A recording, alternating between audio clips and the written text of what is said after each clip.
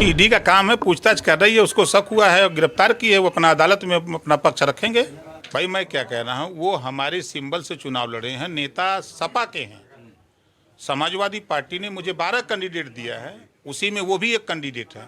अब्बास अंसारी जो मऊ सदर से विधायक हैं, ईडी ने उनसे लगभग 12 घंटे तक पूछताछ किया और उसके बाद उनकी गिरफ्तारी हो गई, उनको जेल भेज दिया गया कोर्ट में पेश करने के बाद। उसके तुरंत बाद भारतीय समाज पार्टी सुहेल देव के संस्थापक अध्यक्ष ओम प्रकाश राजभर का बयान आया कि अब्बास अंसारी मेरे दल के नहीं हैं।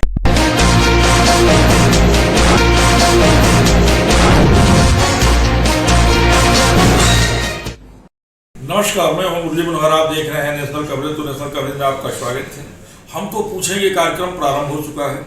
इस क्रम में आज हम पहुंच चुके हैं उत्तर प्रदेश के मऊ जनपद में, जहां भारतीय जनता पार्टी से प्रत्याशी रहे अशोक सिंह जी हमारे साथ जुड़ चुके हैं। आज हम चर्चा करेंगे और आपसे पूछेंगे, जिस तरह से अब्बास अंसारी जो मऊ सदर से विधायक हैं, ईडी ने उनसे लगभग 12 घंटे तक पूछताछ किया और उसके बाद उनकी गिरफ्तारी हो गई, उनको जेल भेज दिया गया कोर्ट में पेश करने के बाद। उसके तुरंत बाद भारतीय समाज पार्टी सुहेल देव के संस्थापक अध्यक्ष ओम प्रकाश राजभर का बयान आया कि अब्बास अंसारी मेरे दल के नहीं हैं। हम आपकी जानकारी के लिए बता दें कि अब्बास अंसारी जो है भारतीय समाज पार्टी के बैनर तले उनके टिकट से यहां से चुनाव लड़े थे और समाजवादी पार्टी के साथ उनका गठबंधन था। इन तमाम बिंदुओं पर चर्चा करने के लिए हमारे साथ जुड़ चुके हैं अशोक सिंह जी। जी, आपका नेशनल कवरेज में बहुत बहुत स्वागत है। धन्यवाद। एक मेरा कार्यक्रम है, हम तो पूछेंगे, इसी के क्रम में हम आपके पास आए हुए हैं। एक बड़ी घटनाक्रम हुई है और जो सदर के विधायक हैं, पूर्व विधायक मुख्तार अंसारी लगभग 20 सालों से जेल में हैं और उनके बेटा को भी जो है ईडी ने गिरफ्तार करके जेल में भेज दिया है, जो कि वर्तमान में विधायक है। जेल जाना उनके लिए, आना जाना उनके लिए एक ईजी चीज है।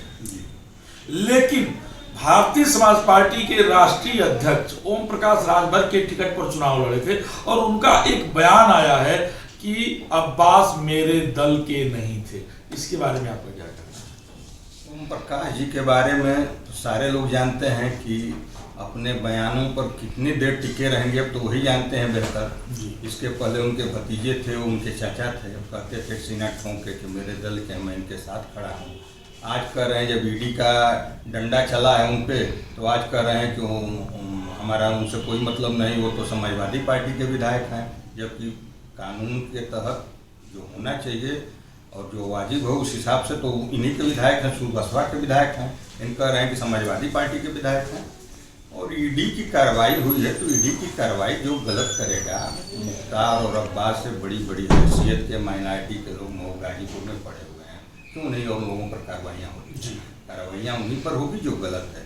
अपराध से कमाया पैसा है, हराम का पैसा है, लूट का है, हत्या करा के है, अवैध असले का कारोबार करके यही लोगों का कारोबार है। कौन सा धंधा है आप बता दीजिए? कहीं कोई फैक्ट्री लगाया इन्होंने? पहली बार मऊ में चुनाव लड़ने आए थे मुख्तार अंसारी। एक पुरानी 800 मारुति कार थी और एक पुरानी जिप्सी थी। आज उनकी हैसियत देखिए, बेटा 7-7 गाड़ियों में चलता है, पत्नी भाई अपने तो सबके नाम से बेनामी संपत्ति है, सबके नाम से बेनामी संपत्ति है, सबके नाम से बेनामी संपत्ति है। अपराधियों का इसी तरह होता है, बेनामी संपत्ति रखते हैं। लेकिन ईडी लगी हुई है और पूज्य महाराज जी मुख्यमंत्री हैं, भारतीय जनता पार्टी की सरकार है, इसमें बचेगा नहीं कुछ इनका।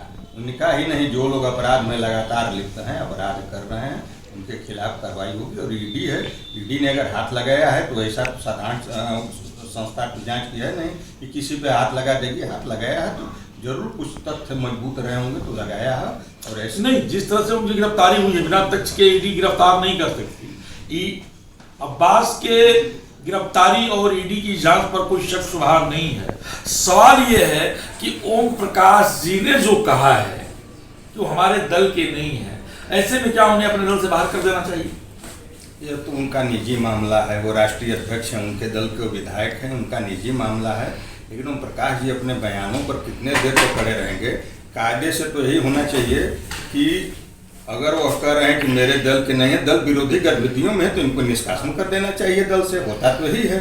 उसके बाद उनको एक पत्र लिखना चाहिए विधानसभा अध्यक्ष जी को।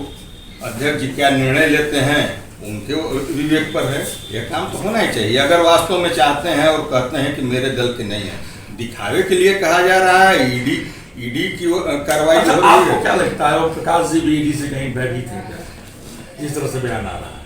मैं इस बारे में क्या कह सकता हूँ, तुम प्रकाश जी बताएंगे, खुलकर तो बताते ही हैं। अब कल कह ही रहे थे कि नेता दो मुँहे सांप होते हैं, उनसे पूछा गया तो उन्होंने कहा मैं भी दो मुँहा सांप हूँ। तो अपने को कब क्या कर देंगे, कितना कभी अपने को बड़ा बना लेंगे, कब कितना छोटा कर देंगे, उनसे बेहतर कौन? क्या पूर्वांचल की राजनीति ऐसे नेताओं के इर्द गिर्द घूमेगा?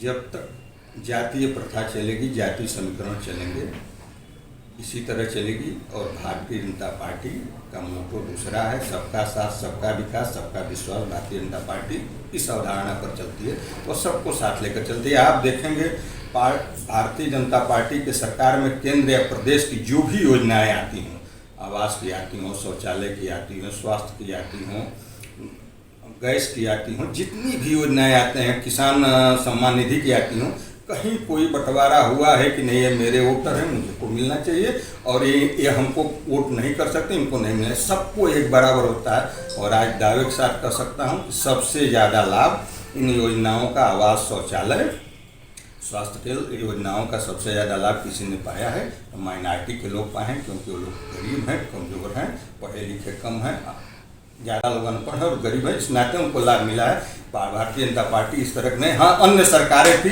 इसके पहले भी सरकारें थी, सपा की रही, बसपा की, आपने भी देखा होगा कि आवास से लेकर और छात्रवृत्ति तक बढ़ती थी तो किन किन लोगों को कैसे दी जाती थी। तो भारतीय जनता पार्टी की सरकारें सबको साथ लेकर चलती है। हाँ, लोगों को अब इससे धीरे धीरे उठ रहे हैं, ऊपर उठकर या जाति प्रथा से हटकर विकास का साथ देना चाहिए। जो बेहतर कर, मैं नहीं कहता कि मेरे साथ आवे, भारतीय जनता पार्टी के साथ, जो बेहतर करता है उनके साथ आप रहें, उनकी सरकार बनाएं, उनसे लाभ लें। और सरकार का भी फर्ज बनता है कि जनता ओम प्रकाश जी जो है लगातार इस समय जो है योगी जी और सरकार की प्रशंसा में लगे हुए हैं। जब से ईडी का छापा पड़ा है, गिरफ्तारी हुई है, लगातार जो है उनका एक धड़ भी अलग हो गया है। उनके सबसे विश्वास पात्र जो कभी सदर विधानसभा से चुनाव लड़े थे महेंद्र जी, वो अलग होकर के नया दल बना दिए हैं और दोनों लोग योगी जी की प्रशंसा में लगे हुए हैं। ये थोड़ा सा मेरा तीखा सवाल आपसे जरूर है, लेकिन जो भी आपके उत्तर आ रहे हैं वो बड़े सहज और सरल हैं। देखिए, जिनको आप कह रहे हैं कि अलग होकर उन्होंने पार्टी बनाई है, इसके पहले उन्हीं के दल से लड़े थे और वो मुख्तार अंसारी के सबसे करीबी लोगों में रहे लोग। आज किन्हीं कारणों से अलग होता है, दल है, टूटता है, जुटता है तो चलता रहता है, हर दलों में होता है। लोग किसी बातों पर नाराज होते हैं, हटते हैं, फिर जुड़ते हैं। और ओम प्रकाश जी की कार्यशैली के बारे में उनके साथ जो लोग रहे हैं वो बेहतर बताएंगे। और महेंद्र राजभर ने बताया कि उनकी कार्यशैली क्या है, किस तरह के हैं और क्या उनका स्वभाव प्रभाव है लोगों पर। तो यह उनकी दल की निजी बात है।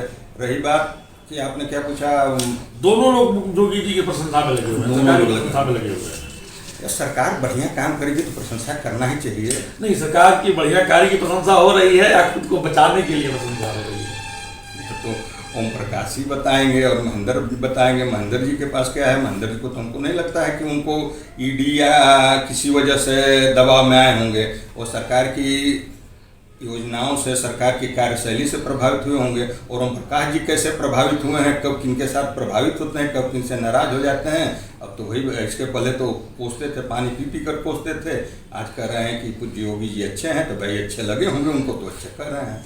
तो आप सुन रहे थे अशोक सिंह जी को। अशोक सिंह जो है भारतीय जनता पार्टी से सदर विधानसभा मऊ से प्रत्याशी रहे हैं। मेरे तीखे सवाल थे लेकिन आपने बजाय सहज और सरल जवाब दिया।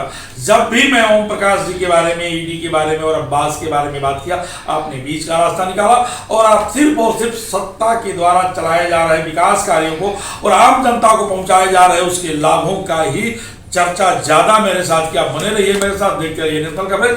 फिर हम हाजिर होंगे आपके साथ तीखे सवालों को लेकर किसी और के साथ।